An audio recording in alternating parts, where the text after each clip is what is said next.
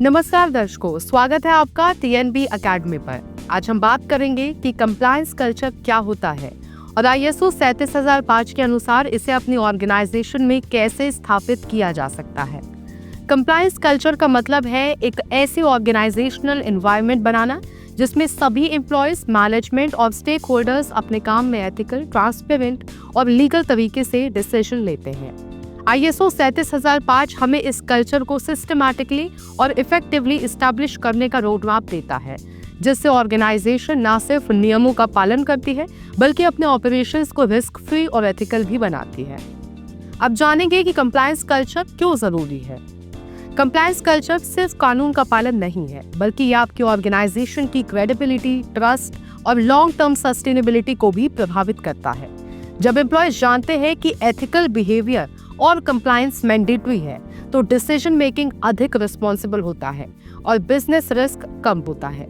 ISO 37005 के अनुसार एक मजबूत कंप्लायंस कल्चर लीगल और रेगुलेटरी रिस्क को कम करता है, एम्प्लॉय एंगेजमेंट और अकाउंटेबिलिटी बढ़ाता है, स्टेक होल्डर्स और कस्टमर्स के लिए ट्रस्ट और कॉन्फिडेंस बिल्ड करता है और ऑर्गेनाइजेशन के एथिकल स्टैंडर्ड्स को मजबूत करता है। अब जानते हैं कि आईएसओ 37005 और कंप्लायंस कल्चर का कनेक्शन क्या है। आईएसओ 37005 एक गाइडेंस स्टैंडर्ड है जो कंप्लायंस मैनेजमेंट सिस्टम की डिजाइन, इम्प्लीमेंटेशन और इम्प्रूवमेंट के लिए डायरेक्शन देता है।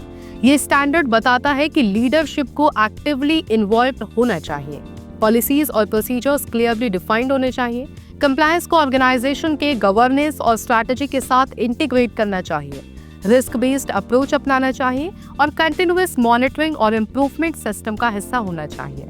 आईएसओ 37005 के प्रिंसिपल्स अपनाकर आप एक स्ट्रॉन्ग, एथिकल और रिस्क अवेयर कल्चर बिल्ड कर सकते हैं। कंप्लायंस कल्चर बनाने के की प्रिंसिपल्स।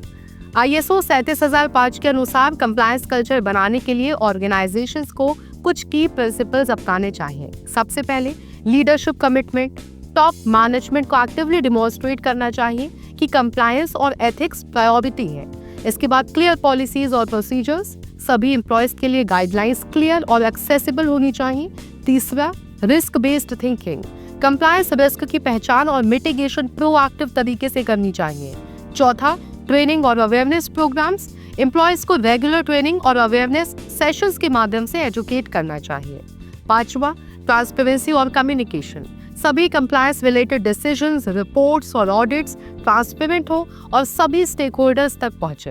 अंत में, कंटिन्यूअस इंप्रूवमेंट। सिस्टम को इवैल्यूएट, मॉनिटर और लगातार इंप्रूव किया जाना चाहिए। अब हम जानेंगे step by step guide compliance culture को इम्प्लीमेंट करने के लिए।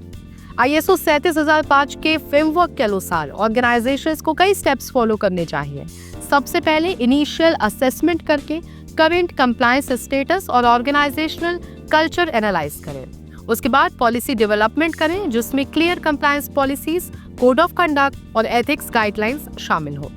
तो रोल्स एंड रिस्पॉन्सिबिलिटीज हर एम्प्लॉय और मैनेजमेंट में क्लियरली डिफाइन करें।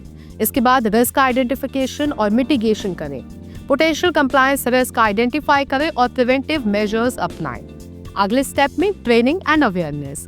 सभी लेवल्स के एम्प्लॉयज के लिए रेगुलर ट्रेनिंग और वर्कशॉप्स कंडक्ट करें। इसके बाद मॉनिटरिंग एंड रिपोर्टिंग एस्टेब्लिश करें। इंटरनल ऑडिट्स और कंप्लायंस रिपोर्टिंग मैकेनिज्म इंप्लीमेंट करें। अंत में review and continuous improvement. Top management द्वारा रेगुलर रिव्यू और इंप्रूवमेंट इंप्लीमेंट करें। अब हम बात करेंगे कॉमन चैलेंजेस और उनके सॉल्यूशन के बारे में। कंप्लायंस कल्चर एस्टैब्लिश करते समय ऑर्गेनाइजेशंस को कुछ चैलेंजेस फेस करने पड़ते हैं, जैसे lack of leadership engagement, poor communication, resistance to change और डॉक्यूमेंटेशन ओवरलोड। इन चैलेंजेस से निपटने के लिए लीडरशिप को एक्टिवली इन्वॉल्व करें और कंप्लायंस को प्रायोरिटी बनाएं।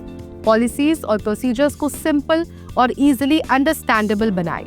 अवेयरनेस और एंगेजमेंट प्रोग्राम से एम्प्लॉयज को मोटिवेट करें। डॉक्यूमेंटेशन को स्मार्ट, एक्शनेबल और प्रैक्टिकल रखें। आईएसओ 37005 इन सभी चैलेंजेस के लिए प्रैक्टिकल गाइडेंस देती है। कंप्लायंस कल्चर के फायदे।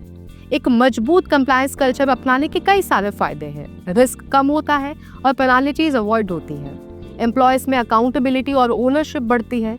ऑर्गेनाइजेशनल रेपुटेशन और ट्रस्ट स्टेक होल्डर्स में बढ़ता है ऑपरेशनल एफिशिएंसी और प्रोडक्टिविटी इंप्रूव होती है।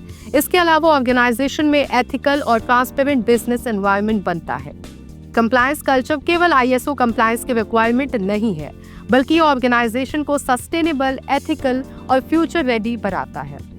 तो दोस्तों, आज हमने जाना कि कंप्लायंस कल्चर क्या है, इसे आईएसओ 37005 के अनुसार कैसे स्थापित किया जा सकता है और इसके की प्रिंसिपल्स और बेनिफिट्स क्या हो। कंप्लायंस कल्चर केवल नियमों का पालन नहीं है, बल्कि ये ऑर्गेनाइजेशन की वैल्यू सिस्टम और एथिकल फाउंडेशन को मजबूत करता है। आईएसओ 37005 के फ्रेमवर्क को अपनाकर आप अपनी ऑर्गेनाइजेशन में ट्रस्ट, क्रेडिबिलिटी और ग्रोथ बढ़ा सकते हैं। तो दोस्तों, आईएसओ 37005 के प्रिंसिपल्स अपनाइए, अपने ऑर्गेनाइजेशन को स्ट्रॉन्ग, एथिकल और रिस्क फ्री बनाइए और सीखते रहिए टीएनवी अकेडमी के साथ।